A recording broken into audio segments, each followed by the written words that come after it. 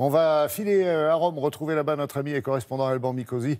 Je ne sais pas si vous le savez, mais voilà, on peut s'attendre à tout dans le monde du sport et les dieux du stade seront certainement plus nombreux dans quelques années puisque, paraît-il, le Vatican, seul pays au monde à n'avoir jamais envoyé une délégation olympique aux Jeux, eh bien, pourrait changer ses habitudes et pourrait se préparer à la compétition mondiale. Vous confirmez, Alban, l'équipe a été dévoilée, si l'on peut dire ? Eh oui, je confirme, effectivement, le Vatican va se lancer lui aussi dans les compétitions sportives. Alors, bienvenue d'abord à Rome ce matin. Vous voyez, l'éclairagiste a fait le meilleur travail possible pour rendre Saint-Pierre très beau, juste derrière moi.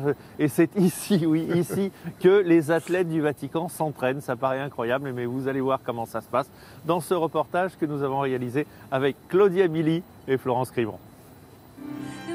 Tous les 4 ans, les cérémonies d'ouverture des Jeux Olympiques donnent lieu à des spectacles superbes, avec en point d'orgue le défilé des athlètes par nation. Une centaine de pays pour des Jeux d'hiver, près de 200 pour ceux d'été, dont évidemment la France. Seul le Vatican fait partie du comité international, mais ne présente jamais d'athlètes. Ça pourrait changer. Place Saint-Pierre, fin de semaine dernière, c'est la présentation officielle de l'équipe du Vatican. Des métiers différents, mais une passion commune, le sport. L'idée est née de façon spontanée. On se rencontrait sur nos lieux de travail et puis sur les parcours sportifs. Souvent, les Romains viennent courir ici, tout près du Vatican. 920 religieux, près de 3000 civils vivent ou travaillent au Vatican. Les plus sportifs sont les gendarmes ou les soldats. Le pape aime le sport mais n'en pratique pas.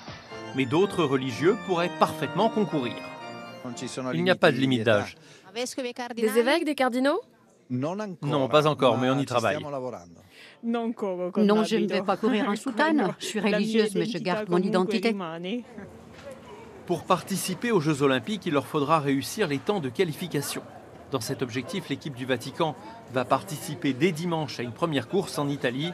Ça leur permettra de se juger. Oui, c'est vrai que les médailles, ils connaissent au Vatican. Alors l'objectif, c'est quoi? C'est Paris 24 ou les Jeux d'hiver en 26? Eh ben, à peu près ça. Paris 24, ils estiment qu'ils pourront peut-être présenter, pourquoi pas, un athlète, 2 athlètes, au moins, vous savez, pour les courses de demi-fond, qui sont les principales courses pratiquées. Ce qui est rigolo, c'est que pendant la diffusion du sujet, il y a justement un homme qui courait juste derrière moi. Le véritable objectif, c'est pourquoi pas 2026, les Jeux d'hiver, parce que les Jeux d'hiver de 2026, ils ont une forte chance de se dérouler où ? En Italie, avec Milan et Cortina d'Ampezzo qui sont, on va dire, les candidats principaux. Ça sera l'Italie ou la Suède pour les Jeux Olympiques de 2026. Il reste 2 candidats, l'Italie ou Stockholm en Suède. On verra bien. En tout cas, évidemment, c'est une participation symbolique. L'objectif, c'est pas de remporter des titres, mais c'est pour cet État, puisque le Vatican est un État, d'être présent dans ce grand rendez-vous international.